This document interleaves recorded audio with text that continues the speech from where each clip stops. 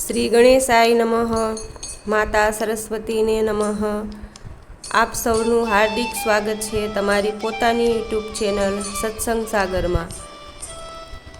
આજે આપણે આ વિડીયોમાં સાંભળવાના છીએ મંગળવાર ત્રયોદશી વ્રત, મંગળ પ્રદોષ વ્રત.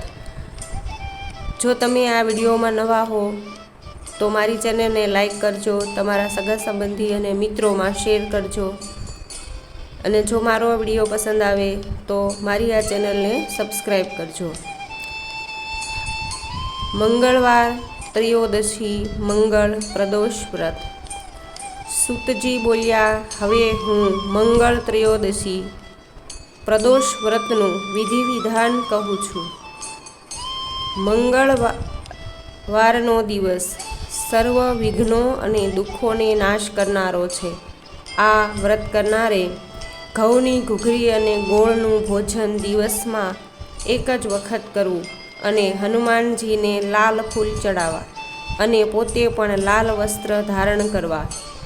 આ વ્રત કરવાથી મનુષ્યના સંઘળા પાપ, રોગ, શોક અને દુઃખ દૂર થાય છે, એમાં કોઈ શંકા નથી. હવે હું તમને એક વૃદ્ધાની વાર્તા સંભળાવું છું, જેણે આ વ્રત કર્યું અને મોક્ષ પ્રાપ્ત કર્યો.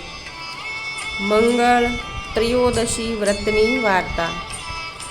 અત્યંત પ્રાચીન કાળની આ વાત છે. એક નગરમાં એક વૃદ્ધા રહેતી હતી. તેને મંગળ નામનો એક પુત્ર હતો. વૃદ્ધાને હનુમાનજી ઉપર ઘણી જ શ્રદ્ધા હતી. તે દરેક મંગળવારે હનુમાનજીનું વ્રત રાખતી હતી અને યથાવિધિ તેનો ભોગ ચડાવતી હતી. ઉપરાંત મંગળવારે ન તો ઘરને લીપતી હતી કે માટી ખોદતી હતી. આ પ્રમાણે વ્રત કરતાં કરતાં ઘણો સમય વીતી ગયો. એક મંગળવારે હનુમાનજીને થયું કે ચાલો આજે આ ડોશીની કસોટી કરું. હનુમાનજી સાધુનું રપ લઈ ડોશીના દ્વાર ઉપર આવી બોલ્યા છે, કોઈ હનુમાન ભક્ત જે મારી ઈચ્છા પૂરી કરે. હનુમાનજીના આ શબ્દો વૃદ્ધાના કાને પડ્યા. તે તરત બહાર આવી પૂછવા લાગી, બોલો મહાત્મા, શી આજ્ઞા છે? સાધુના વેશમાં હનુમાનજી બોલ્યા, હું ઘણો જ ભૂખ્યો છું, તો થોડી જમીન લેપી દે અને રસોઈનો સામાન આપી, જેથી હું રસોઈ બનાવી જમી લઉં. વૃદ્ધા હવે દુવિધામાં પડી ગઈ. અંતે તેણે સાધુ મહાત્માને હાથ જોડી પ્રાર્થના કરી, હે મહારાજ, લીપવાની અને માટી ખોદવા સિવાયની જે વાત કહેશો તે મારે માટે શિરોમાન્ય હશે. તેના સિવાય તમે જે કહેશો તે કરવા તૈયાર છું. સાધુ મહારાજ બોલ્યા, તો મને વચન દે, હું તને જે કહીશ તે વિના સંકોચે કરીશ. વૃદ્ધાએ હાથમાં પાણી લઈ વચન આપ્યું. ત્યારે હનુમાનજી બોલ્યા, તારા પુત્રને બોલાવ, તેને હું ઊંધો સુવડાવી તેની પીઠ ઉપર આગ જલાવી ભોજન બનાવીશ. આ વાત સાંભળતા જ વૃદ્ધાના પગ નીચેથી ધરતી સરકી ગઈ. પણ તે લાચાર હતી. તે વચન આપી ચૂકી હતી. તેણે મંગળને અવાજ મારી બહાર બોલાવ્યો અને સંઘળી વાત જણાવી. મંગળ પળનો પણ વિચાર કર્યા વગર પોતાની માતાનું વચન પાળવા તૈયાર થઈ ગયો. પણ આ તો સ્વયં ભગવાન શિવના 11મા રુદ્ર, તે કોઈથી ગાજ્યા જાય તો ખલાસ, આ ધરા નાશ પામે. હનુમાનજીએ વધુ આકરી કસોટી કરવા માટે કહ્યું, તારા હાથે જ એને ઊંધો સુવડાવી તેની પીઠ ઉપર આગ જલાવ. બિચારી વૃદ્ધા લાચાર હતી. હનુમાનજીએ વચને બાંધી લીધી હતી.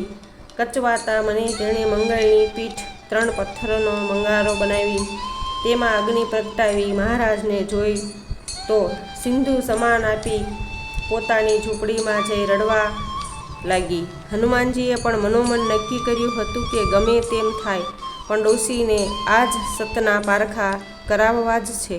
ભોજન તૈયાર થતાં જ હનુમાનજીએ અવાજ માર્યો, ઓ માઈ, બહાર આવો, જુઓ, લચપચતા ભોજન તૈયાર છે. બહાર આવીને તારા દેવને ભોગ ચડાવી દે, એટલે હું જમીને રવાના થાઉં. ડોશી તો કચવાતા મને બહાર આવી. તુરંત હનુમાનજી બોલ્યા, માઈ તું એકદમ સ્વાર્થી છે. શું એકલી જ ભોગ ચડાવીશ અને પ્રસાદ લઈશ? બોલાવ તારા દીકરાને, તેને પણ પ્રસાદ આપ. ડોશીનો ધીરજનો બંધ હવે તૂટી ગયો.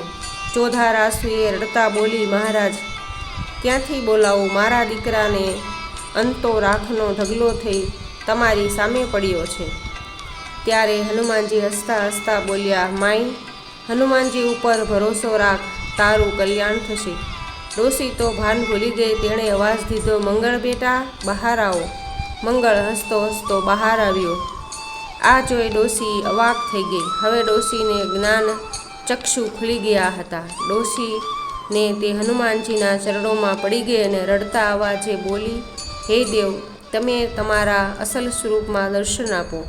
ડોશીની વિનંતી સાંભળી હનુમાનજી પોતાના અસલ સ્વરૂપમાં આવી ગયા. ડોશીને ઊભી કરી આશીર્વાદ આપ્યા અને કહ્યું, હું તારી ભક્તિથી પ્રસન્ન થયો છું. તને વરદાન આપું છું કે તું અને તારો દીકરો જીવશો ત્યાં સુધી તમને કોઈ વાતની કમી નહીં રહે અને મૃત્યુ પછી તમે બંને મોક્ષ પ્રાપ્ત કરશો. આટલું કહી હનુમાનજી અલોપ થઈ ગયા. સૂતજી બોલ્યા, હે ઋષિઓ, હવે હું તમને ત્રયોદશી પ્રદોષની કથા સંભળાવું છું, જે તમે ધ્યાનથી સાંભળો. જો તમને આ મારો વિડીયો પસંદ આવ્યો હોય તો લાઈક કરજો, શેર કરજો અને મારી ચેનલને સબસ્ક્રાઈબ કરજો. ધન્યવાદ.